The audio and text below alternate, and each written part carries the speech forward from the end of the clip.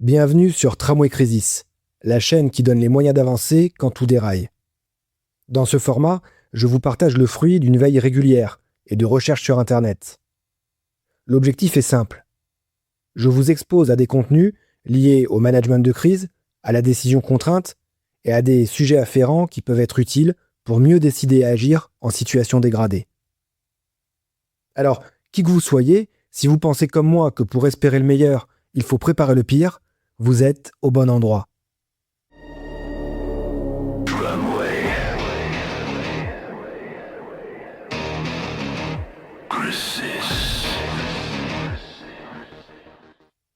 Aujourd'hui au programme, un philosophe à l'hôpital, l'intelligence artificielle sur le champ de bataille et le risque client.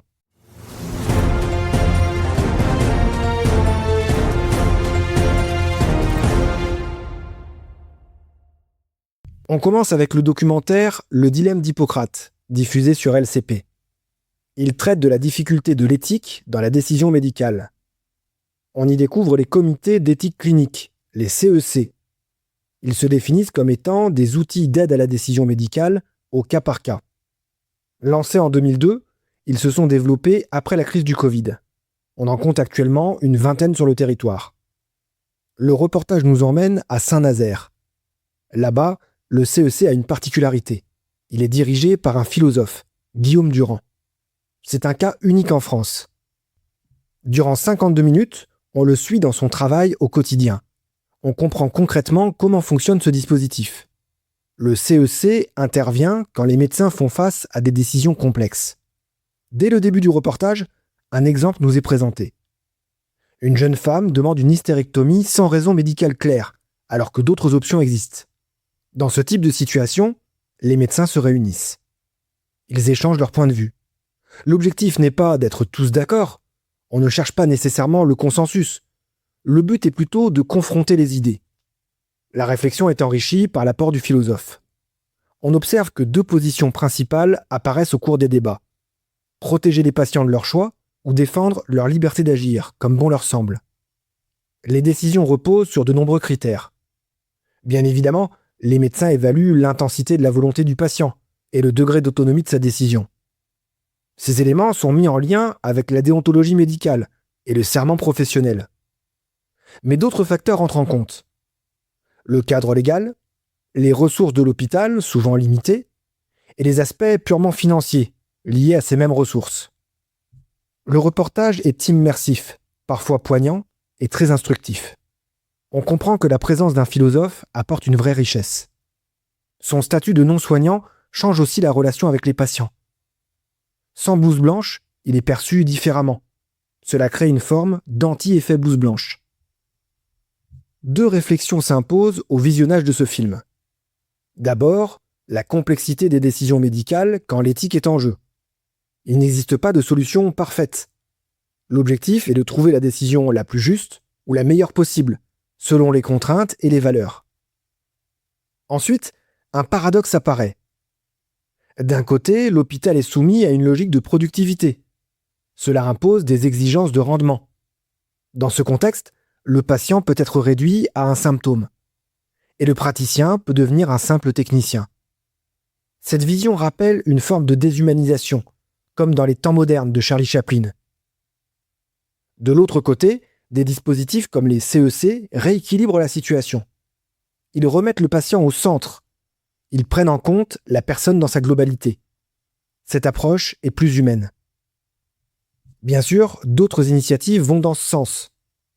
Par exemple, je pense à la négociation complexe pour améliorer l'observance thérapeutique. Des professionnels qui dialoguent avec des patients qui refusent un traitement pourtant utile.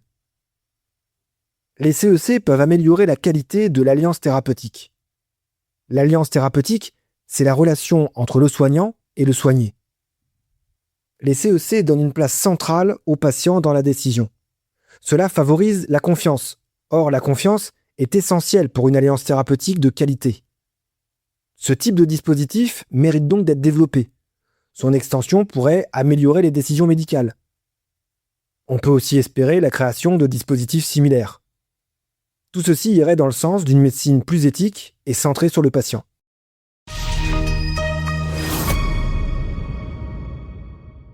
Alors, on reste sur une réflexion éthique, mais cette fois dans le domaine militaire. Une interview d'Eric Hazan, publiée dans Philosophie Magazine, qui aborde la place de l'intelligence artificielle dans la décision militaire. La question est simple. Faut-il déléguer ces décisions à l'intelligence artificielle ? Deux axes sont étudiés, l'efficacité et les enjeux moraux. Concernant l'efficacité, la position d'Eric Hazan est nuancée. L'IA se base sur des données passées pour prévoir le futur, mais les conflits sont incertains. Il parle d'ailleurs de brouillard de guerre. C'est un terme de stratégie qui désigne le manque d'informations fiables durant ces périodes. Les crises aussi sont uniques. Elles sont difficiles à modéliser. Dans ce contexte, selon lui, l'IA reste limitée pour prendre des décisions militaires pertinentes. En revanche, il indique qu'elle est très efficace sur certaines tâches. Il y a notamment l'identification de cibles, le ciblage, mais aussi le recueil et l'analyse de renseignements. Ces tâches sont aujourd'hui beaucoup plus rapides grâce aux algorithmes. Sur le plan éthique, il demeure prudent. Les décisions militaires ne sont pas seulement techniques, elles sont aussi politiques, et elles impliquent une responsabilité humaine très forte. Engager des soldats, mettre des vies en danger, prendre des décisions qui peuvent tuer, toujours selon lui, cette responsabilité ne peut pas être confiée à une machine. La décision devrait alors rester humaine. Alors si ce thème vous intéresse, que vous voulez aller plus loin, je vous conseille vivement un livre qu'il a coécrit avec Olivier Sibony, qui s'appelle « Faut-il encore décider ?» Ce livre interroge la place de la décision humaine face à l'intelligence artificielle. Et c'est un sujet de société.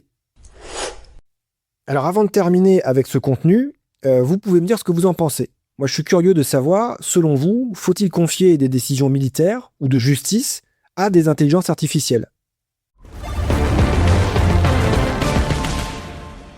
Allez, maintenant on quitte complètement l'éthique pour aller direction business. Un sujet plus concret, mais tout aussi intéressant. Il s'agit d'un article du journal Option Finance. C'est une interview de Guillaume Réjoux, VP Product Marketing chez Cegid. Le sujet, la prévention des risques et le recouvrement client.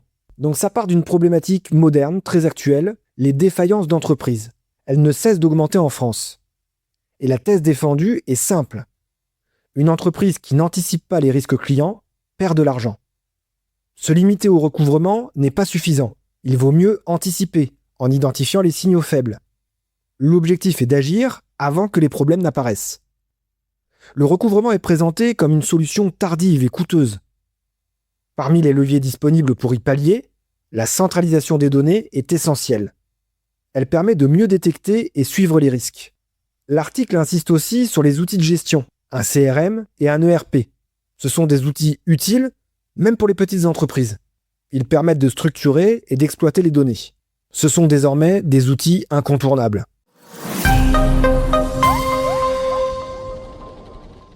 Cet épisode touche à sa fin. J'espère que vous avez passé un bon moment. De mon côté, j'ai pris beaucoup de plaisir à le préparer et à l'enregistrer. Vous retrouvez bien évidemment toutes les sources en description. Pensez à vous abonner pour ne rien rater et si ça peut être utile pour quelqu'un d'autre, n'hésitez pas à le partager.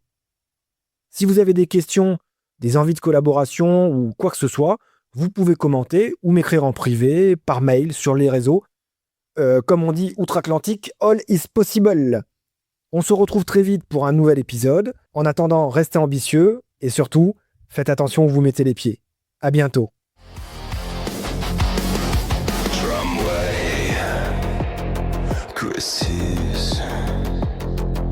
Décider et agir quand tout